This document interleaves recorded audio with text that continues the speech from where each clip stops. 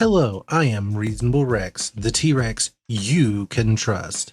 Animation has always been seen as sort of a minor form of media. It's always seen as something for kids, and obviously that perspective has been changing as time has went on. Adult animation is its own subgenre with things like Family Guy, American Dad, Bob's Burgers, BoJack Horseman, all these shows that challenge the idea that a cartoon is for children only. And then if you look outside the US, obviously you have things like anime, which can be very sexual in nature. It can have high violence, high action, themes that are not meant for small children. And so animation as a whole has really been growing and changing, which I am a big fan of. Animation is not just a media for kids. It's not just something to throw your child in front of so that they don't do anything while you're busy cooking, cleaning, or whatever else. And unfortunately, even in this day and age, the iPad has kind of replaced that with AI slop and brain rot and stuff like that taking up the kids' time. Don't put your kid in front of an iPad. Just spend a little time with him. Read him a book. If you gotta put them in front of a TV show, there's tons of TV shows we grew up with you can put them in front of, like the one I'm gonna be talking about today. You see, it takes a certain type of creative force to create a show that's not aimed towards the audience that most people would expect. When you're creating an animated TV show for Disney Channel, for example, I don't expect that much is demanded of you. Create characters that people can relate to, create a story that kids can understand, and probably create something that teaches kids lessons. Of course, I've never worked for Disney, and that might actually be much harder than it sounds, but to me, it would seem that'd be easier to be like, hey, make a show that we can put in front of kids and distract them for 15 to 30 minutes over, create the next big blockbuster or create a show that can hit many target demographics.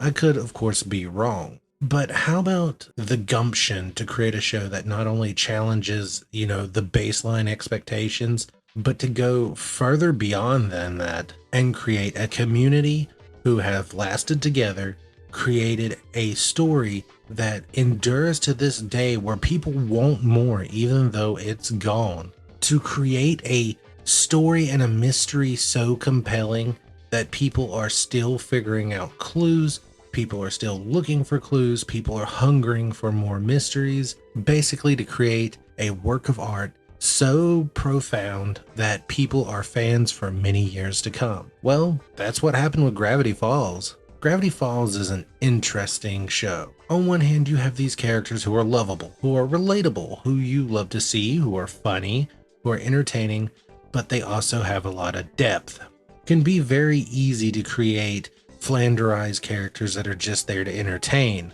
I would say a lot of shows fall down this hole. I mean, look at SpongeBob. SpongeBob used to have some nuance, but now he's just annoying and energetic. But these are characters that could be presented in the real world. They have thoughts, they have desires, they have weaknesses, they have strengths, they have fears. They're very well rounded, very three-dimensional in their creation. Then you have the setting. The setting of Gravity Falls just begs for you to look around every corner. A sleepy little town with some backwards people living in it, set amongst huge towering trees, nestled in the mountains. You can just feel there's something supernatural going on. This is, of course, drawing from things like Twin Peaks, this small town with eccentric characters and something weird going on in the background. So you've got a great setting, you've got great characters. Well, what about if we just had one of the best stories of all times to top it off? Gravity Falls has a story that starts simple enough about two twins coming to a town to live with their great uncle while they're on summer vacation. However, they soon discover that there's weird stuff in the town, and one of the protagonists, Dipper, the brother of the twins, finds a book that contains answers to many of the secrets in the town and hints that there are far greater ones going on in the background. Not only is this a perfect setup, now we have a setting where we can expect things out of the ordinary, which means there can be variety in every episode, but the journal that Dipper has that gives a lot of answers to the things going on has a big 3 written on it. meaning there's 2 other volumes out there. There's more to discover, which gets the viewer hooked. And on top of that, not only do they have a fantastic story that has the ability to be new and interesting each and every episode, not only does it have a setting that begs you to delve deeper and look around every corner, and characters populating this town and this setting that make you fall in love with them, and that even when you're seeing a side character, you cannot be but happy to see more of them. There's a mystery going on. Of course, this kind of ties to the story, but where are the other 2 journals? Who wrote the other 2 journals? Why is this town so weird? What's happening in the small town of Gravity Falls? And while this could be seen as only a plot point, it extends beyond that. The mystery was given to the viewers. We were part of the show, trying to discover what was happening around every corner. There were clues put into episodes. There was clues put into teasers, into things made outside of the show. There were false leads. There were Easter eggs. We were being drip fed small pieces of information to try and piece it all together. This means the show has transcended just being an experience you watch and you devour and you digest each episode and go, ooh, I like this. Ooh, I like this moment, into a activity for the viewer. What's going to happen next? Did you see this in the background? Oh, what was this character doing? This show went so far beyond being cartoons are for kids. It became an experience for kids, for teens, for adults. Everyone who's ever watched the show has become a fan. I cannot think of anyone who watched the show and goes, oh, I hate this. And if they are doing that, let's be honest, they're probably just doing that to try and stand out and be edgy. A fantastic community built up around this show. And not only does it have like such a great mystery, great characters, and great setting, it also has some of the best humor in all of animated shows. It has some of the best humor in all of TV. There, I said it. I dare anyone to watch the I eat kids joke and not lose their mind laughing. That's an easy one to point to. There's little nods to other forms of media. The entire episode where Dipper brings a fighting game character to life, and it's basically just a big reference to games like Street Fighter and Streets of Rage and stuff like that. Fantastic.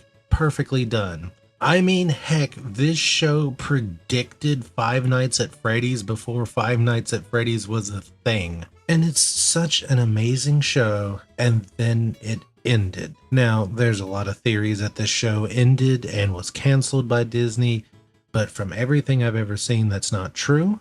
Alex Herschel, the creator of the show, reached the end of the story and was done with it.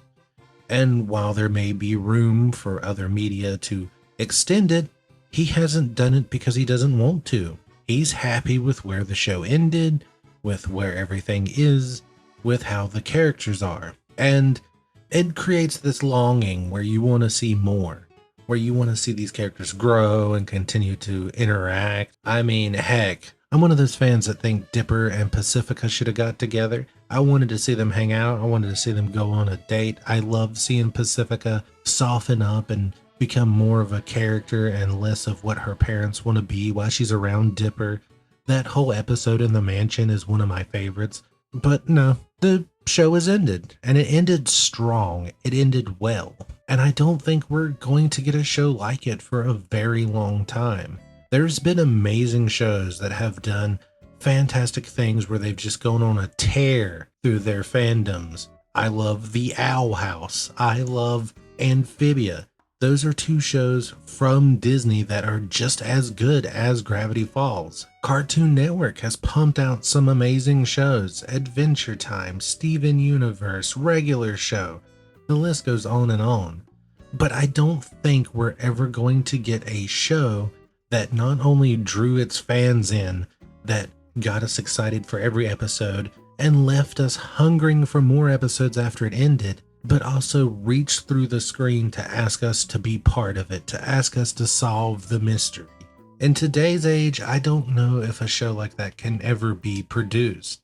We live in a time where most shows that are made go straight to streaming, And if you're lucky, the episodes will be dropped once a week. And I know some people want to binge it all in one go, but binging is a horrible way to consume your media. There's excitement to be built whenever you have to wait a week, where you get to talk to other fans, whenever you get to rewatch the episode because you go, oh, what's going to happen next? Which might lead you to notice things you may have missed. And if the show isn't being dropped immediately onto a streaming service, all episodes, the quality is probably poor. Most shows these days feel like they're just cheap imitations of other shows, where they go, oh, we're this show, but with this theming. Or we're like this show, but we do this. This is rampant in the adult animation sphere. There's been so many shows that have tried to be like, oh yeah, we got a cheap animation and bad jokes and crass humor, so, we're basically just as good as every other adult animation, without having any real depth to it. And to top it all off, like, not only are we existing in this sphere where you can go straight to streaming, you can be cheap, you don't have to really try as hard, we live in a world with AI that can just generate random images mashed together from the ideas of other movies and shows. And a lot of people are leaning heavily into it. A lot of companies are leaning heavy into it. You're telling me I can make a show where I don't have to think of any idea? I don't have to hire anyone? I don't have to hire animators. I don't have to hire voice actors. I don't have to hire composers. I can just go onto a website and type in make a funny joke and animate a family telling the joke, and then use that to feed further prompts, and I can just have an entire show without doing anything? Well, I guess I'm gonna be a billionaire and make a classic. Gravity Falls defined the time that it existed. You can pinpoint whenever people were growing up watching it. It's very easy to find the fans of the show. Today we still want more. Not too long ago, the Book of Bill came out, giving us just a little bit more of what happened to the series antagonist after the show. And we're happy with that. I like there being more mysteries. I like things being left open. It gives a space for the fandom to come together and fill in the blanks on their own. The fans can make artwork, they can make comics, they can make fan fictions, they can make stories, they can make whatever they want, filling in the holes or creating their own continuations. Oh, and my story, Dipper grows up to work for the government, where he becomes an agent and has to go turn on the town that turned him into who he is. Will Dipper turn against Gravity Falls? Or, the simpler ones like, oh yes, Dipper and Mabel return to Gravity Falls 1 year later to spend their summer vacation. Hijinks ensue. There's a new mystery. Oh, look, Bill comes back. This show created a fandom that's going to stick with it long after it's gone. It technically is gone. I mean, we can still watch it, we can still partake in it, and yes, it just had a book release, but the show is over. And I don't know if we're ever going to get that again. I guess this entire video was me saying I regret that we may not get entertainment like this, that we might not be able to experience something that hits on so many different levels. And I'm concerned about the future of animation and media in general. With the way things are going, it's so easy to just make things and dump it out. But I'm also making this video to give hope that when you have fans of things like this, those fans are going to create. And if we keep working together to create things, you don't know what we're going to produce. There are so many people who have went on in industries of movies, video games, TV shows who said, I grew up watching this thing. I grew up experiencing this thing. And I want to recreate the feeling I had for other people, but better if possible. So keep creating out there, people.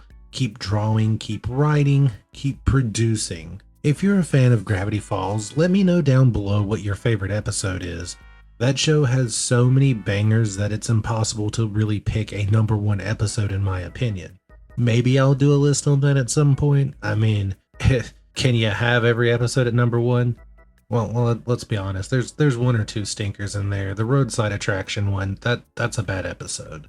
Do you think we'll ever get a show as amazing as Gravity Falls that hits so well that pulls the fans in?